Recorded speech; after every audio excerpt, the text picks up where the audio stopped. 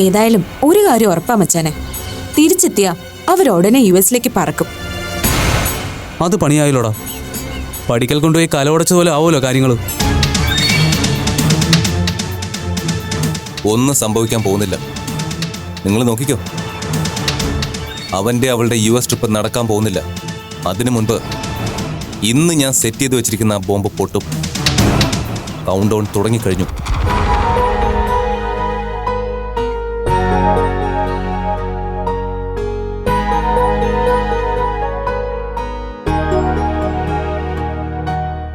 നീ ബിസിയാണോ അപ്പു? സർജറിയുടെ ഡീറ്റെയിൽസ് ഞാൻ നെറ്റിലൊന്ന് സെർച്ച് ചെയ്ത് നോക്കായിരുന്നു.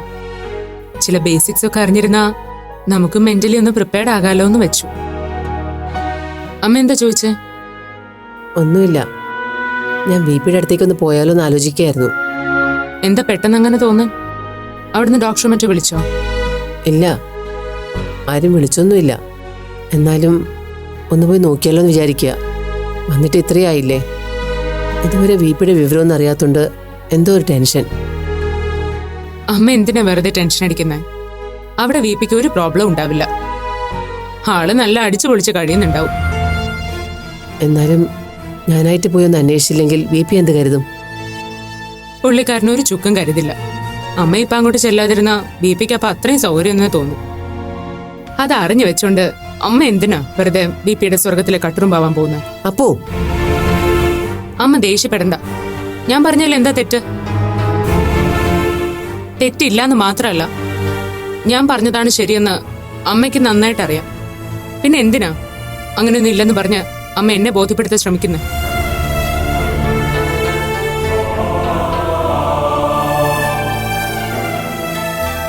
അമ്മേ, ഞാൻ അമ്മയെ സങ്കടപ്പെടുത്താൻ വേണ്ടി പറഞ്ഞതല്ല. അമ്മയുടെ മനസ്സ് എന്താന്ന് എനിക്ക് നന്നായിട്ട് അറിയാം. ഇവിടെ വന്ന് ഇത്രയും സമയമായിട്ടും VPയെ പറ്റിയല്ലാതെ അമ്മയ്ക്ക് മറ്റൊന്നിനെ കുറിച്ചും ആലോചിക്കാൻ നേരമില്ല. പക്ഷേ VPയുടെ അവസ്ഥ അതല്ലല്ലോ. അമ്മ ഒപ്പം ഇല്ലാത്തത് ഒരു സൗകര്യമാക്കി മാറ്റാനാണല്ലോ ശ്രമം. അങ്ങനെയൊന്നും പറയല്ലേ അപ്പു. ഞാൻ പറഞ്ഞില്ലേ, അച്ഛൻ അതൊന്നും ബോധപൂർവം ചെയ്യുന്നതല്ല. ചിലപ്പോ എന്റെ അവസ്ഥയും മറ്റും കണ്ട് മനസ്സിലാക്കിയിട്ടാവും എന്നെ ഇങ്ങോട്ട് പറഞ്ഞു വിട്ടത്. എന്നിട്ടെന്താ അമ്മ ഇവിടെ എങ്ങനെ ഇരിക്കുന്നു എന്നറിയാൻ ഒരു പ്രാവശ്യമെങ്കിലും ഡോക്ടറെ കൊണ്ട് BP ഒന്ന് വിളിച്ചു നോക്കാത്തത്? ഇനിയിപ്പൊ അമ്മ പറയുന്ന പോലെ VPയുടെ ഇപ്പോഴത്തെ മാനസികാവസ്ഥ വെച്ചിട്ടാണെങ്കിൽ കൂടി ആതിരയുടെ കാര്യം എന്താ അന്വേഷിക്കാത്ത? ഇതൊന്നും അല്ലമ്മേ. BP എല്ലാത്തിൽ നിന്നും സൗകര്യപൂർവ്വം ഓടി ഒളിക്കുക. കഴിഞ്ഞതെല്ലാം മായ്ച്ചും മറന്നും കളയാൻ പുതിയ കൂട്ട് തേടുക. ഞാനീ പറഞ്ഞതാ സത്യമെന്ന് അമ്മയ്ക്കും അറിയാം. പക്ഷെ അത് അംഗീകരിച്ചു തരാൻ അമ്മയുടെ മനസ്സൊട്ടും അനുവദിക്കുന്നില്ല. അതല്ലേ സത്യം? നീ മനസ്സിലാക്കിയിരിക്കുന്നത് പോലെ അല്ല അപ്പു VPയുടെ അവസ്ഥ. ഡോക്ടറും അത് തന്നെ പറഞ്ഞത്. VPയുടെ മനസ്സിലെ യഥാർത്ഥ പ്രശ്നം എന്തെന്നറിയാൻ ചിലപ്പോ ആ സ്ത്രീയായിട്ടുള്ള സൗഹൃദം പ്രയോജനപ്പെട്ടേക്കുന്ന ഡോക്ടറുടെ വിലയിരുത്തൽ. അതിൽ കഴമ്പുണ്ടെന്നാ എനിക്കും തോന്നുന്നത്. അത് ഞാനും സമ്മതിക്കുന്നു. പക്ഷെ അതിനുവേണ്ടി അമ്മയെ എന്തിനാ BP ഒഴിവാക്കാൻ ശ്രമിക്കുന്നേ? അതാ എന്റെ പ്രശ്നം. VP അങ്ങനെ എന്നെ ഒഴിവാക്കാൻ ശ്രമിച്ചിട്ടൊന്നുമില്ല അപ്പു. പിന്നെ അമ്മ സ്വയം ഒഴിഞ്ഞു മാറി കൊടുത്താണോ അവിടുന്ന്? അങ്ങനെയാണെങ്കിലും അല്ലെങ്കിലും ഇനി BPയോ ഡോക്ടറോ ആവശ്യപ്പെടാതെ അമ്മ മനസ്സിലോട്ട് തിരിച്ചു പോരുതെന്നാ എന്റെ അഭിപ്രായം. എപ്പോഴെങ്കിലും VPക്ക് അമ്മയെ കാണണമെന്ന് തോന്നട്ടെ, എന്നിട്ട് പോയാൽ മതി അവിടേക്ക്. ഞാൻ എന്റെ അഭിപ്രായം പറഞ്ഞതേ ഉള്ളൂ. അമ്മയ്ക്ക് എന്ത് വേണേലും തീരുമാനിക്കാം. അവിടെ ചെന്നാലും മനസ്സിന് സുഖമുള്ള കാഴ്ചകളൊന്നും ആയിരിക്കില്ലല്ലോ കാണേണ്ടി വരിക. ഏതായാലും ഇന്നലെ ഞാൻ പോകുന്നില്ല. അവിടുത്തെ കാര്യം അറിയാൻ ഡോക്ടറെ വിളിച്ചാൽ മതിയല്ലോ. നീ ഒന്ന് റെഡിയാവ്, നമുക്ക് ബാങ്ക് വരെ ഒന്ന് പോവാം. ഞാൻ മാനേജർ ഒന്ന് വിളിക്കട്ടെ.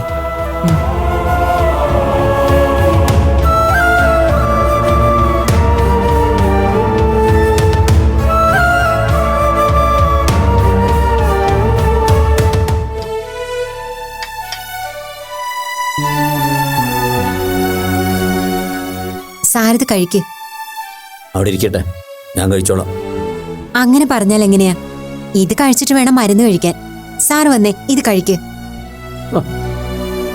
എനിക്ക് വിശപ്പില്ലെന്ന് പറഞ്ഞില്ലേ? മരുന്ന് വിടച്ചിട്ട് നിങ്ങൾ പൊക്കോ, ഞാൻ പിന്നെ കഴിച്ചോളാം. എന്താ സിസ്റ്റർ? എന്ത് പറയാനാ മാഡം, സാർ ഒരു തരത്തിലും ഫുഡ് കഴിക്കാൻ കൂട്ടാക്കുന്നില്ല. ആഹാരം കഴിക്കാതെ മെഡിസിനും കൊടുക്കാൻ പറ്റുന്നില്ല. സിസ്റ്റർ ഇവിടെ വെച്ചോളൂ, ഞാൻ കൊടുത്തോളാം. സാരമില്ല, ഡോക്ടറോട് ഞാൻ പറഞ്ഞോളാം. ശരി മാഡം.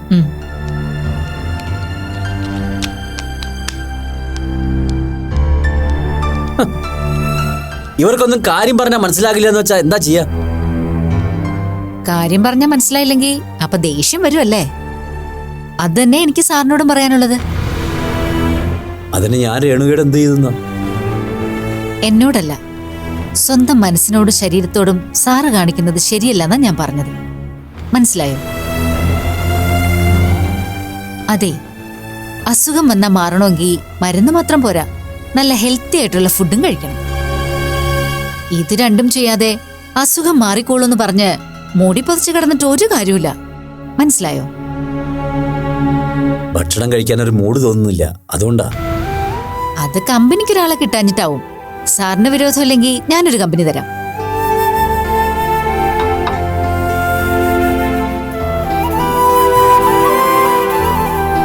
ദാ, ഇനി നല്ല കുട്ടിയായിട്ട് ഇത് കഴിച്ചേ. കഴിക്കേ. ഷടാ, എല്ലാരും കൂടി ഇങ്ങനെ നിർബന്ധിച്ച പിന്നെ എന്ത് ചെയ്യും? ഇനി ഫുഡ് കഴിക്കാത്ത കാരണം കൊണ്ട് എന്റെ പനി മാറാതിരിക്കണ്ട.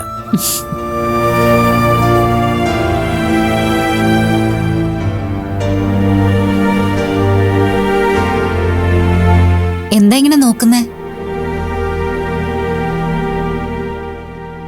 പണ്ടത്തെ ഓരോ കാര്യങ്ങൾ ആലോചിക്കായിരുന്നു. എന്ത് കാര്യം?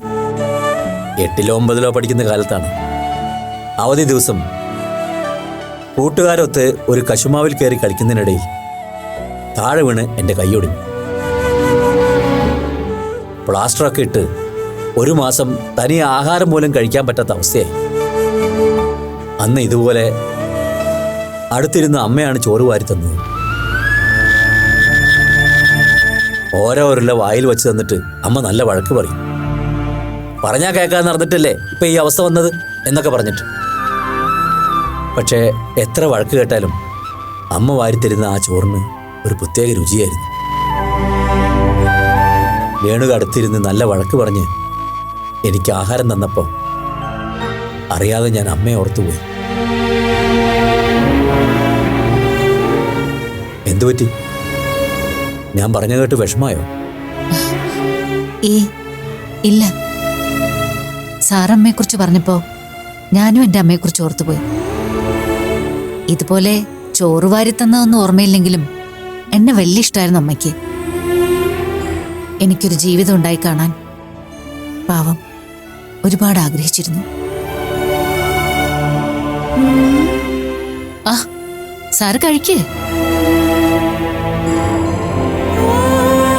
കമ്പനി തരാന്ന് പറഞ്ഞ ആളൊന്നും കഴിച്ചില്ലല്ലോ. കഴിക്കേ.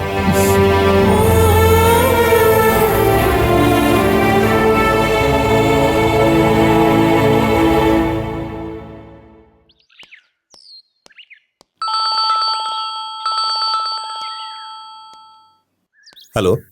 ഹലോ ഡോക്ടർ, ഞാൻ ഗീതാലക്ഷ്മിയാ. ആ പറയൂ മാഡം. ഞാൻ അങ്ങോട്ടൊന്ന് വിളിക്കണമെന്ന് പറഞ്ഞിരിക്കുകയായിരുന്നു. എന്താ ഡോക്ടർ, BP കുഴപ്പമൊന്നുമില്ലല്ലോ? പിന്നീട് എന്നെ അന്വേഷിച്ചിരുന്നോ? ആ പൂവ് അന്വേഷണമൊക്കെ ഉണ്ടായിരുന്നു. മാഡം വീട്ടിൽ പോയ കാര്യം പണിക്കർ സാർ മറന്നുപോയിരിക്കുന്നു.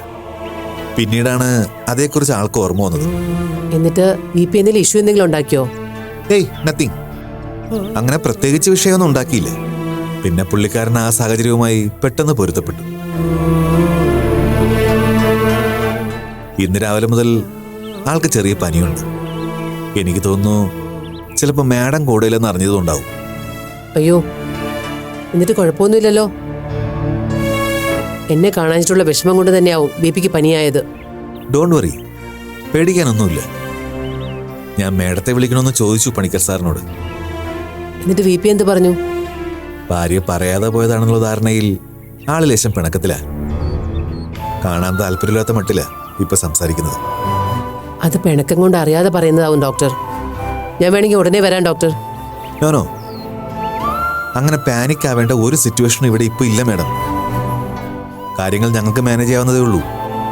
അതിനുവേണ്ടി മാഡം കഷ്ടപ്പെട്ട് ഇങ്ങോട്ട് വരേണ്ട ആവശ്യമില്ല. അങ്ങനെ എന്തെങ്കിലും സിറ്റുവേഷൻ ഉണ്ടെങ്കിൽ ഞാൻ ഡെഫിനറ്റ് ആയിട്ട് മാഡത്തെ വിളിക്കുമല്ലോ. ബിപിയുടെ കൂടെ ഇപ്പം ആരുണ്ട് ഡോക്ടർ? പനിയാണെങ്കിൽ ആൾ ആഹാരമൊക്കെ കഴിക്കാൻ ഭയങ്കര മടിയായിരിക്കും. അതൊന്നും ആലോചിച്ച് മാഡം വറീഡാവണ്ട. ഇപ്പൊ അദ്ദേഹം മരുന്നും ഫുഡും ഒക്കെ പ്രോപ്പറായി കഴിക്കുന്നുണ്ട്. കാര്യങ്ങൾ നോക്കാൻ ഇവിടെ ആൾക്കാരുണ്ടല്ലോ. പിന്നെ രേണ ടീച്ചറും ഇടയ്ക്ക് വന്ന് കാര്യങ്ങൾ അന്വേഷിക്കുന്നുണ്ട്. ബിപിക്ക് അവരോട് സംസാരിക്കാൻ ഇപ്പോഴും താല്പര്യമുണ്ടല്ലോ അല്ലേ? പിന്നെ രേണുക നിർബന്ധിച്ചിട്ട് പണിക്കർ സാർ ആഹാരം കഴിക്കാൻ കൂട്ടാക്കുന്നത് തന്നെ. ഞാൻ പറഞ്ഞല്ലോ, അങ്ങനെ പേടിക്കത്തക്ക കുഴപ്പങ്ങളൊന്നുമില്ല ഇവിടെ. മാഡം സമാധാനമായിട്ട് വീട്ടിൽ തന്നെ കണ്ടിന്യൂ ചെയ്തോളൂ. ഇവിടെ എന്തെങ്കിലും ആവശ്യമുണ്ടെങ്കിൽ ഞാൻ അറിയിക്കാം. അപ്പോൾ വന്നാൽ മതി. ഓക്കെ?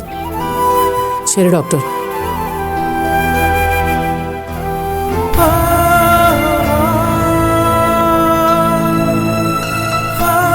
അമ്മ മനസ്സിലോട്ടാണോ വിളിച്ചത്?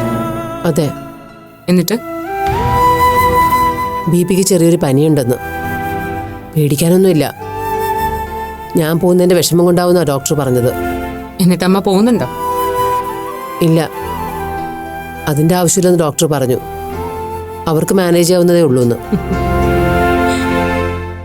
അവർക്ക് മാനേജ് ചെയ്യാവുന്നതേ ഉള്ളൂ എന്ന് പറഞ്ഞാ ആരുടെ കാര്യമാണ് ഡോക്ടർ ഉദ്ദേശിച്ചത്? ആ സ്ത്രീയുടെ കാര്യമാണോ? അമ്മ മാനേജറെ വിളിച്ചോ? ഇല്ല. എന്നാ വിളിക്ക്.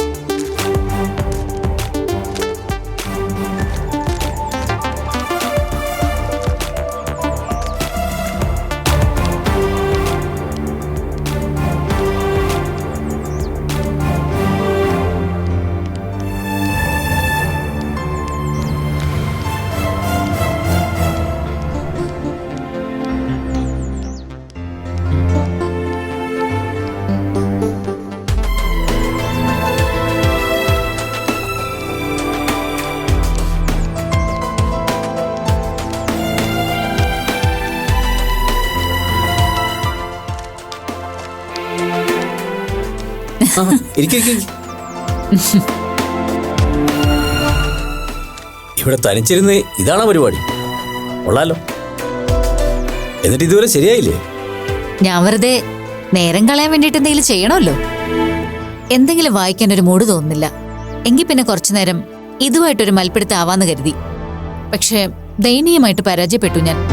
ഇപ്പൊ ശരിയാവുമെന്ന് കരുതും. പക്ഷേ ഏതെങ്കിലും ഒരു വശം നമ്മളെ പറ്റിക്കും. ഭയങ്കര ടാസ്ക് തന്നെ ഇത്, അല്ലേ?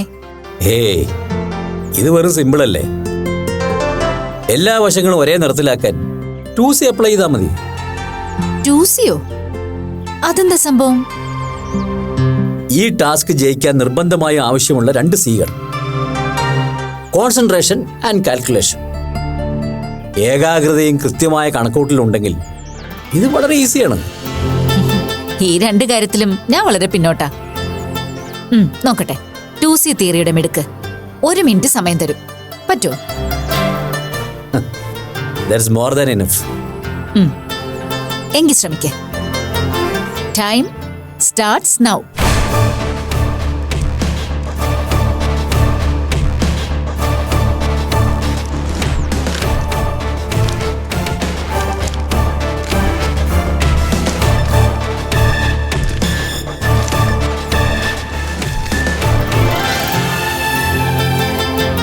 എങ്ങനെ? വാവ്, ഗ്രേറ്റ്. പറഞ്ഞ സമയത്തില് ഇനി 20 സെക്കൻഡ് ബാക്കിയുണ്ട്. Congrats sir. എന്താ, ഈ ട്രിക്ക് പഠിക്കണമെന്നുണ്ടോ? വേണ്ട, പഠിപ്പിച്ചു തന്നാലും നേരത്തെ പറഞ്ഞ 2 Cകൾക്ക് ക്ഷാമമുള്ളിടത്തോളം ഇതൊന്നും എന്റെ തലയിൽ കയറില്ല. തോറ്റും തിരുത്തിയും എപ്പോഴെങ്കിലും സ്വയം ശരിയാവുമെന്ന് നോക്കട്ടെ. നമ്മുടെയൊക്കെ ജീവിതം പോലെ അല്ലേ? രേണുക എന്താ ആലോചിച്ചത്? ഏയ്, ഒന്നുമില്ല സാർ. അത് വെറുതെ. ഞാൻ പറഞ്ഞതിനെ കുറിച്ചല്ലേ? ഞാൻ നമ്മളെ രണ്ടുപേരെയും ഒന്ന് താരതമ്യം ചെയ്ത് നോക്കുകയായിരുന്നു. എന്നിട്ട് തമ്മിൽ ഭേദം താൻ തന്നെയാണെന്ന് തോന്നിയില്ലേ? ഒരിക്കലുമല്ല.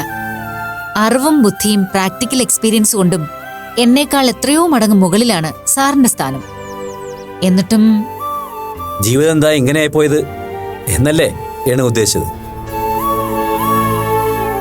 അറിവിനും കഴിവിനും സമ്പത്തിനും സ്ഥാനത്തിനൊന്നും നമ്മുടെ ജീവിതത്തിൽ ചിലപ്പോൾ കാര്യമായിട്ടൊന്നും ചെയ്യാനുണ്ടാവില്ല രേണുക. അതിന് സാധിക്കുമായിരുന്നെങ്കിൽ നമ്മളെന്തിനാ ഇവിടെ ഇങ്ങനെ? മനസ്സാണ് എല്ലാറ്റിലും വലുത്, അല്ലേ രേണുക? സാറിനിപ്പോ അസുഖം എങ്ങനെയുണ്ട്?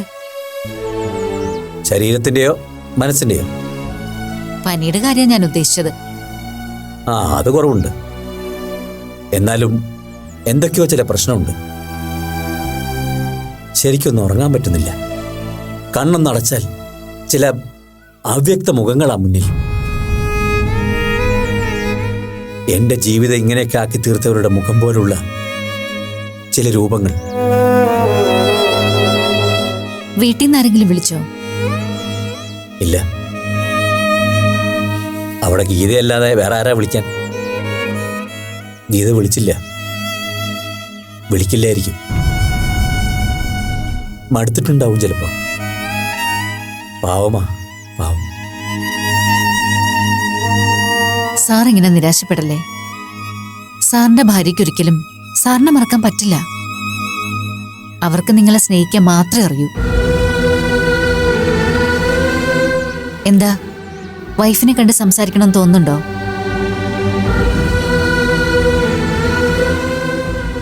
വേണ്ട, എനിക്ക് ആരോടൊന്നും പറയാനില്ല, കേൾക്കാനും.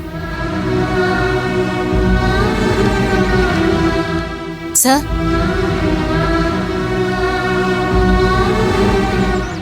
എല്ലാവരും സാറിനെ ഒറ്റപ്പെടുത്തുന്നുണ്ടെന്നൊരു തോന്നൽ സാറിനെ വല്ലാതെ അലട്ടുന്നുണ്ടല്ലേ? എങ്കിൽ ആ പേടി മാറ്റിയേക്ക്. ഇവിടെ എല്ലാവർക്കും, പ്രത്യേകിച്ച് നമ്മുടെ ഡോക്ടർക്കുൾപ്പെടെ, സാറിനോട് ആരാധനയും ബഹുമാനവുമാ. സാറിനെ പരിചയപ്പെടുന്ന ആർക്കും സാറിനെ ഇഷ്ടപ്പെടാതിരിക്കാനാവില്ല. ഞാനും സാറിന്റെ ഒരു ഹാർഡ് കോർ ഫാനായി മാറിക്കൊണ്ടിരിക്കുക. ആണോ? Thank you very much Renuka. You made my day. Thank you.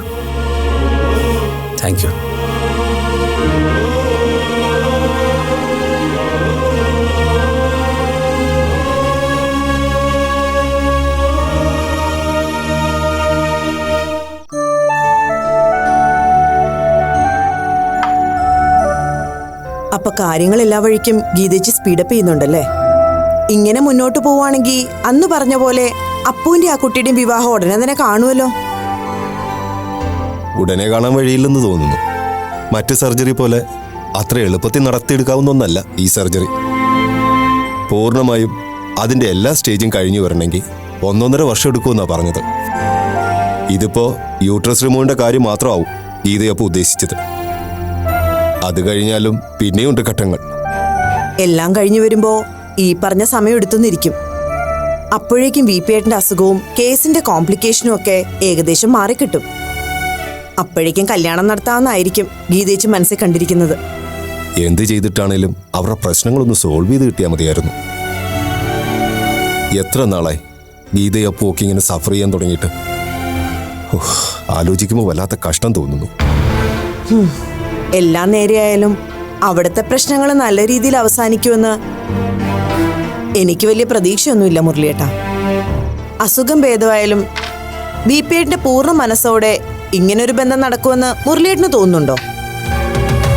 ആ കുട്ടി ആക്സെപ്റ്റ് ചെയ്താലും അപ്പുവിനെ സ്വന്തം മകനായി സ്വീകരിക്കാൻ വിപിയേട്ടൻ തയ്യാറാവുമെന്ന് എനിക്ക് തോന്നുന്നില്ല. അങ്ങനെ ഒരു പേടി നമുക്ക് മാത്രമല്ല അശ്വതി, ഗീതയ്ക്കും അപ്പുവിനും ഒക്കെ ഉണ്ട്. ഇന്ന് ബാങ്കിൽ വെച്ച് കണ്ടപ്പോ ഗീതയും അക്കാര്യോ സംസാരിച്ചത്. ആതിരെ മകളായിട്ട് കാണാൻ മനസ്സ് കാണിക്കുന്ന VP ഇപ്പോഴും അപ്പുവിനെ ജന്മശത്രുവിനെ പോലെയാ കാണുന്നതെന്ന്. അപ്പുവിനോടുള്ള ആ ദേഷ്യവും പകയൊന്നും ഒരിക്കലും VPയിൽ നിന്ന് വിട്ടുപോകില്ല എന്ന് അവർ വല്ലാതെ ഭയപ്പെടുന്നുണ്ട്. അങ്ങനെ അത് തുടർന്നു പോയാൽ വീട്ടുകാരുടെ പൂർണ്ണ സമ്മതത്തോടെ ഈ വിവാഹം നടക്കാനുള്ള സാധ്യത കുറവായിരിക്കും.